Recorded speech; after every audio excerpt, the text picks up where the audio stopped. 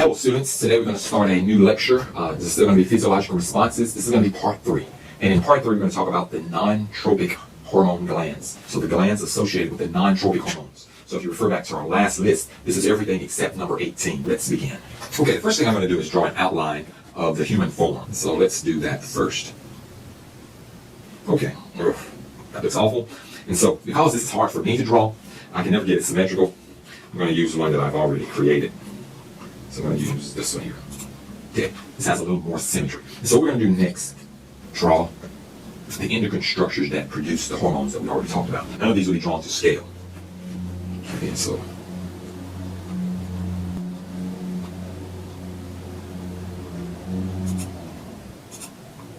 okay.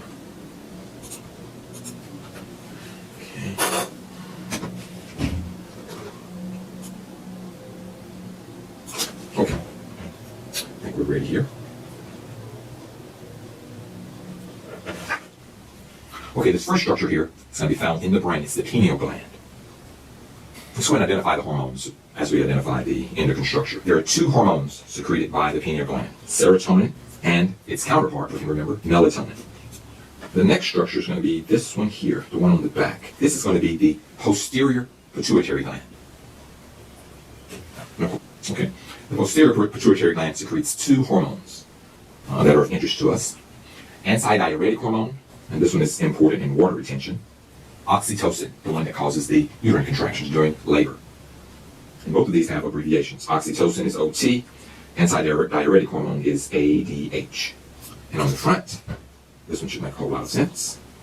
We're going to have the anterior pituitary gland. We're going to just put anterior pituitary. I'm not going to put the word gland here. And there are two hormones, two non-tropic hormones that we're going to identify here. It's going to be growth hormone, which is GH, and prolactin. Prolactin, remember, stimulates the production of milk to the mammary glands. So that's going to be PRL. Okay, now we have a gland here that looks like a bow tie. Let's identify this one. This gland that looks like a tie is the thyroid gland. Now we remember that. It looks like a bow tie or a bow thigh. Okay? This is going to be the thyroid gland. And it produces thyroid hormone, TH. And thyroid hormone is actually a combination of two hormones, T3 and T4. There are four structures that are really on the back of the thyroid gland, on the posterior side of the thyroid gland. These are here. I'm just going to point to two of them here.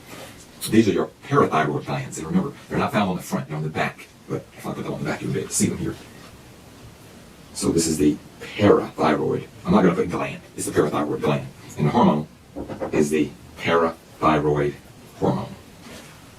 The parathyroid hormone is abbreviated PTH.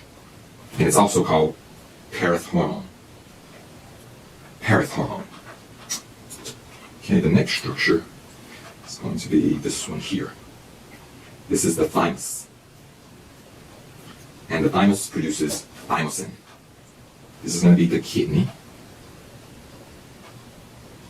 And the kidney produces erythropoietin. This is a long word. I don't like writing this one because it's so long. And it's abbreviated EPO, erythropoietin. On top of the kidney, we have the adrenal gland. And so there are two kidneys. I've only drawn one here. There are two of them. And so on top of the kidneys, we have the adrenal glands. The adrenal gland has two portions. The outer portion is called the adrenal cortex. And within the cortex, we have the medulla. So let's talk about the cortex first. So the cortex is shown as the yellow region here. And so this is the adrenal cortex. And the adrenal cortex produces cortisol, one of those stress hormones, the long-term stress hormone. And interior to the adrenal cortex is this region shown in red here, the adrenal medulla. And the adrenal medulla produces epinephrine, or adrenaline. It's the same chemical, adrenaline. Okay, we're missing a structure, so let's draw that one here. Okay, looks very good. And identify it. And so this structure is going to be the liver. And just like the kidney, it produces erythropoietin. It's unfortunate for me that the longest hormone of them all is the one I have to write twice. Erythropoietin, which is EPO. Abbreviated EPO. Our next endocrine structure is going to be found within the pancreas. So here, this is the pancreas. Now, the entire pancreas itself doesn't really produce any hormones, but within the pancreas are these islands of cells, very small islands of cells. So scientists call them islets. And so within these islets, or small islands, we have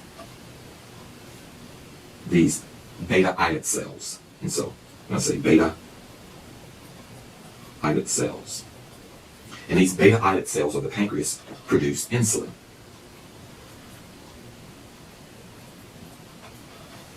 Okay. One other thing I forgot to mention is that the liver also produces the hormone angiotensin, the one that causes vasoconstriction. So let's indicate that here. Make the same color. Angiotensin. Now the female has two sex glands. These are the ovaries. We're going to put that one here. So we have the ovaries. And the ovaries produce the hormone, or the group of hormones, estradiol. The ovaries produce the hormone estradiol. And the male has the testes. And the testes produce testosterone. And these are all of our non-tropic hormones and the structures which produce them. And so there's one that's missing conspicuously here, and that's the one right at the top. And this one is the hypothalamus.